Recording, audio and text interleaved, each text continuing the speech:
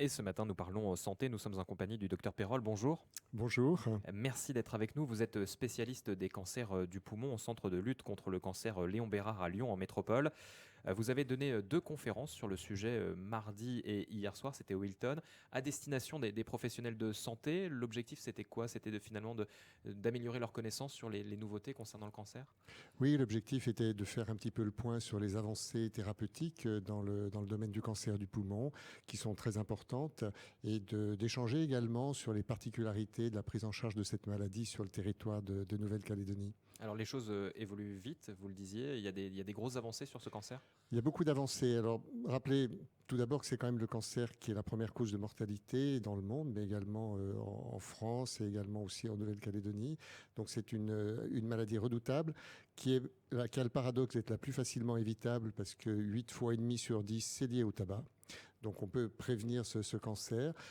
C'est donc un cancer fréquent qui permet, comme dans d'autres cancers, d'avoir des avancées thérapeutiques qui sont vraiment significatives. Deux grandes avancées, la médecine de précision, qui permet de traiter des cancers de manière très spécifique en ciblant les protéines qui sont responsables du développement du cancer par des traitements oraux qui permettent de chroniciser la maladie. Donc les patients sont traités par un comprimé par jour, par exemple, sur de longues périodes.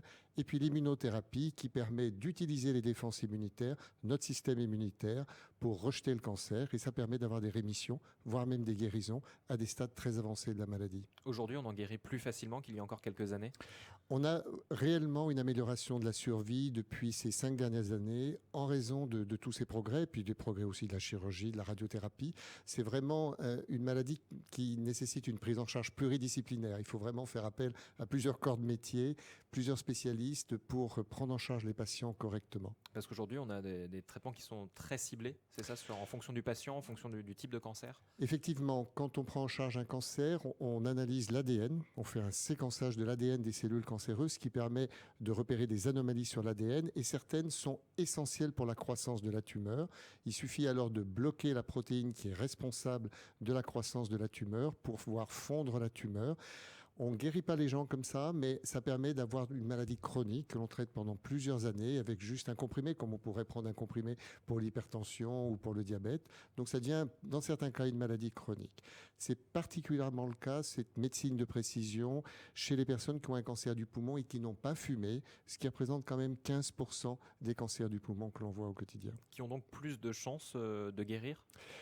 Alors, on ne les guérit pas encore, ces patients-là, mais on chronicise la maladie. La survie auparavant, avant ces traitements ciblés, c'était une survie de l'ordre de 1 an et demi à 2 ans. Maintenant, on a des patients qui vivent 7 ans, 10 ans, même plus, grâce à ces traitements. C'est une étape importante et ça leur permet de vivre normalement, de travailler, de reprendre une vie tout à fait normale, ce qui est quand même essentiel dans une maladie aussi grave. Alors, le problème de ce cancer du poumon, c'est qu'il est souvent détecté trop tardivement. C'est exact. Le poumon n'a pas d'innervation sensitive, c'est-à-dire qu'une tumeur va grossir dans votre poumon, vous n'allez pas vous en apercevoir. Et finalement, la maladie va être révélée lorsque la tumeur aura envoyé des cellules dans d'autres organes, créant des tumeurs filles au niveau du cerveau, au niveau des os. Et c'est finalement au moment où il y aura ce qu'on appelle ces métastases qui vont révéler la maladie. Et 6 fois sur 10, on découvre le cancer du poumon alors qu'il est déjà disséminé avec une atteinte de plusieurs organes. Donc il faut passer par la case scanner régulièrement, c'est ça l'objectif? Voilà, cette constatation, évidemment, incite à faire un dépistage, et on a montré qu'on pouvait réduire la mortalité par cancer du poumon en faisant un scanner à faible dose pour pas irradier les personnes inutilement chez les fumeurs, donc dans une population bien définie, une fois par an, puis après de manière un petit peu plus éloignée. Et ça permet vraiment de découvrir des cancers à un stade très précoce qui sont tout à fait curables par la chirurgie. Et on peut ainsi diminuer la mortalité. Mais un dépistage, c'est compliqué. C'est une politique de santé publique. Il faut que la population adhère. Il faut tout un système de radiologues, comment réagir si on trouve une anomalie sur le scanner. Et donc tout ça est assez compliqué et difficile à mettre en œuvre. Ça ne l'est pas encore dans notre pays en France. Et donc c'est vraiment une stratégie qui, pour l'instant, nécessite encore d'être développée. Et la population ciblée serait les personnes plus âgés qui ont fumé, c'est ça l'objectif? C'est exact. Ce sont les patients, en gros, entre 50 et 75 ans, qui auront fumé à peu près un paquet par jour pendant une vingtaine d'années, à peu près. La population à risque. C'est la population à risque. C'est l'avantage du cancer du poumon, entre guillemets, c'est qu'on définit très facilement la population à risque, qui sont les fumeurs ou les ex-fumeurs et qui ont fumé une certaine quantité de tabac. Et pour autant, vous me disiez hors antenne qu'il y a de plus en plus de jeunes touchés, notamment à cause du tabac et aussi du cannabis. Il y a un lien aussi entre cancer du poumon et cannabis? Effectivement, on observe une augmentation, particulièrement sur le territoire de Nouvelle-Calédonie, puisqu'on a eu les données du registre lors d'une de ces conférences, chez des personnes de plus en plus jeunes. La proportion des patients jeunes, entre 30 et 50 ans, qui développent un cancer du poumon est plus importante. Et invariablement, ce sont des fumeurs de tabac et de cannabis réguliers. Et on pense que le cannabis est plus toxique que le tabac. Alors, c'est toujours difficile de faire la part des choses parce que c'est mêlé habituellement au tabagisme, mais réellement c'est un facteur de risque. D'où la prévention. Il n'y a pas d'exemple d'autres cancers qui soient aussi meurtriers et qui soient aussi facilement évitables. Donc la prévention, l'éducation des jeunes, essayer de faire une politique pour éviter que les jeunes commencent à fumer est fondamentale. Aujourd'hui, il y a un nouveau phénomène qui s'est développé, les cigarettes électroniques jetables, les puffs. On sait qu'elles sont dans le viseur des autorités.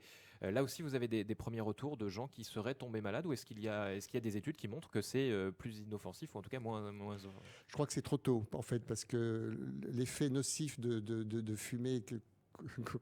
Quoi qu'on fume, en fait, nécessite plusieurs années pour avoir une idée. En fait, c'est assez redoutable parce que ça incite quand même plus ou moins à venir au tabagisme régulier. C'est une manière détournée, à mon sens, d'inciter les personnes à fumer. Et l'industrie du tabac développe des stratégies alternatives pour amener par des voies détournées les jeunes à fumer quand même. Alors, on le voit en Nouvelle-Calédonie, le prix du paquet de tabac a considérablement augmenté au cours des dernières années. La métropole met en place la même stratégie avec des augmentations à venir pour les 2 prochaines années.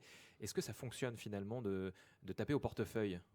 Alors ça fonctionne. En fait, c'est lorsqu'on regarde réellement l'impact des différentes politiques contre le tabac sur les habitudes de tabagisme d'une population, le fait d'augmenter de manière très forte d'un coup le prix du paquet de cigarettes fonctionne et réduit le tabagisme. L'inconvénient, c'est que ça développe la contrebande, en particulier sur tout ce qui est frontalier, mais néanmoins ça fonctionne.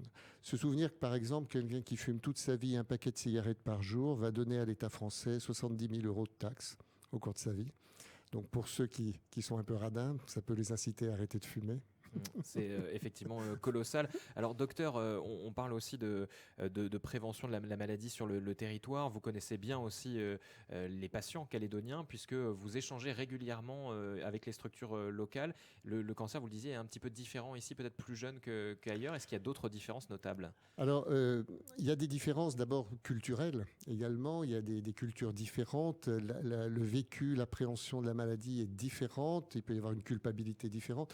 Les personnes qui fument et qui sont atteintes du cancer du poumon souffrent souvent doublement, d'une part parce qu'elles sont malades, d'autre part parce qu'elles se sentent coupables. Et d'inciter ça, d'infliger cela à leur entourage, c'est quelque chose qui peut être vraiment très très douloureux.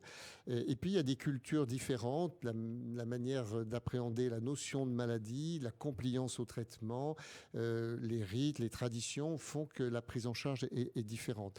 Ça, je m'en suis aperçu j'ai pu faire des consultations avec les pneumologues de Nouvelle-Calédonie. Il y a vraiment une appréhension différente. Parce que vous venez très régulièrement sur le territoire. Oui, j'ai la chance de venir régulièrement. On échange beaucoup avec les pneumologues, que ce soit les pneumologues du secteur privé ou les pneumologues du Medipôle, ce qui permet d'avoir des échanges sur des cas difficiles. Et de temps en temps, on a des patients qu'on prend en charge par le biais des Evasan également, et je les retrouve ici.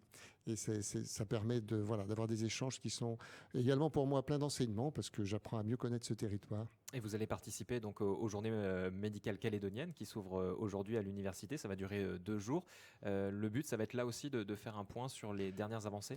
Voilà, le but, c'est d'essayer de montrer comment la cancérologie a évolué sur ces 5 à 10 dernières années avec ces 2 révolutions que sont la médecine de précision, que sont l'immunothérapie, de montrer à travers l'exemple du cancer du poumon comment on progresse dans le traitement des cancers et également de délivrer un message de prévention qui qui est le message essentiel dans le domaine du cancer du poumon. Alors, est-ce qu'aujourd'hui, en Nouvelle-Calédonie, on est bien soigné? Est-ce qu'on a les infrastructures suffisantes pour ce type de cancer? C'est une très bonne question. Alors, globalement, je pense que le niveau de soins est bon. Il y a deux éléments qui sont plus difficiles. C'est le fait que certaines techniques de radiothérapie ne sont pas disponibles sur le territoire, donc il faut envoyer les patients en Australie, ce qui est plus compliqué, et qu'il n'y a pas le PET scanner. Et donc le PET scanner est un élément du diagnostic radiologique qui permet de faire un bilan très exhaustif et très précis de l'étendue du cancer.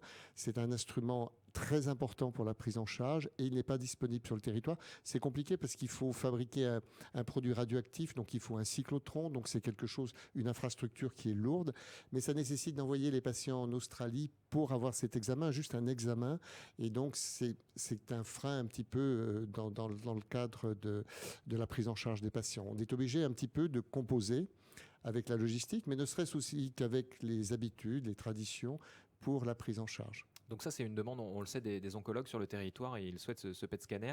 C'est aussi un coût de santé, mais pour vous, ça vaut la peine d'investir dans ce genre de matériel pour un territoire et pour avoir des diagnostics vraiment ciblés? Alors, je pense vraiment que c'est un instrument aujourd'hui qui est essentiel, mais pas uniquement pour le cancer du poumon, hein, pour la grande majorité des cancers. C'est vraiment un instrument essentiel. Donc après, je pense que c'est un investissement lourd hein, aussi, et donc il faut bien peser le pour et le contre. Mais je crois vraiment que ça faciliterait la prise en charge et que ça l'améliorerait certainement. Alors, la conférence que vous allez donner est réservée aux professionnels de santé. Ça va être assez pointu. Peut-être que des gens peuvent avoir envie de venir aussi ou de se renseigner. On peut retrouver des informations sur ce que vous produisez comme travaux sur Internet, je suppose. Alors, on doit pouvoir trouver des choses, des conférences sur YouTube, etc. Probablement, oui, tout à fait. Il y a un certain nombre d'éléments qui sont disponibles. Alors, souvent, c'est quand même destiné à des professionnels de santé, donc c'est pas toujours facilement accessible au grand public. Mais il y a certainement, il y a certainement des sites internet. Il y a beaucoup